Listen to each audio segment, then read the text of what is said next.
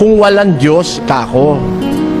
Kagaya ng paniwala ng iba, hindi naniniwala sa Diyos. Kung walang Diyos, wala nang pag-asa mundo. Wala nang kakwenta-kwentang mabuhay pa sa mundo.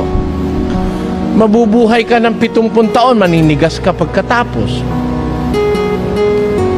Sa loob ng 70 taon na yun, makakasalunga ka ng mga problema sa isang barumbadong anak o sa isang taksil na asawa o kaya problema sa isang mainggiterong kapitbahay. Pagkatapos sa intriga sa opisina, sa iyong place of work, at pagdating sa mga relihiyon, naiintriga ka rin sa dami. Palagay ko yung 70 anyos na ikabubuhay mo sa mundo, wala man 10% nun nang nabuhay ka ng tahimik at payapang-payapa. Kaya lalabas, kung walang Diyos, para bang ang buhay sa mundo'y something that is not desirable. Especially sa kondisyon ng mundo sa ating panahon. Hindi na po masyadong hospitable ang mundo. Sa mga iba't ibang bagay, hindi mo masasabing masarap tumira sa mundo kung walang Diyos. Kaya lang ka lang nagkakaroon ng konsolasyon na kung ikaw ay naapi, hindi ka nawawalan ng pag-asa sapagkat may Diyos. Na kung ikaw ay mayroong suliranin na hindi mo kayang lutasin, hindi ka nawawalan ng pag-asa dahil may inaasahan kang Diyos.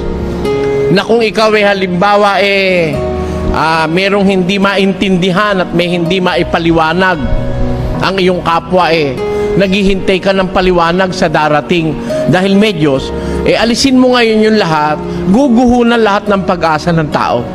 Wala na ako nakikitang ikabubuti pa ng mundo maliban dun sa kumilala tayong may Diyos na pinanggalingan ng lahat ng bagay at siya rin ang otoridad na makapaglalagay ng lahat ng bagay sa kaayusan, sapagkat sa ayaw natin sa gusto, lahat ng bagay naman nasa ayos yan sa umpisa, kaya lang nawawala ng ayos, nadidisarray.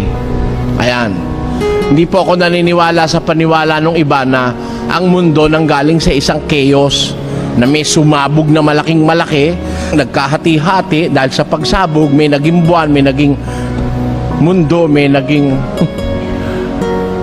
Jupiter, may naging Saturn, may naging Venus. Hindi ako naniniwala na ang pagkairal ng mundo ay aksidente. Yan ho paniwala ng ibang mga pilosopo. Ako'y naniniwala, nilikha ng Diyos ang mundo, 1:31 ng Henesis,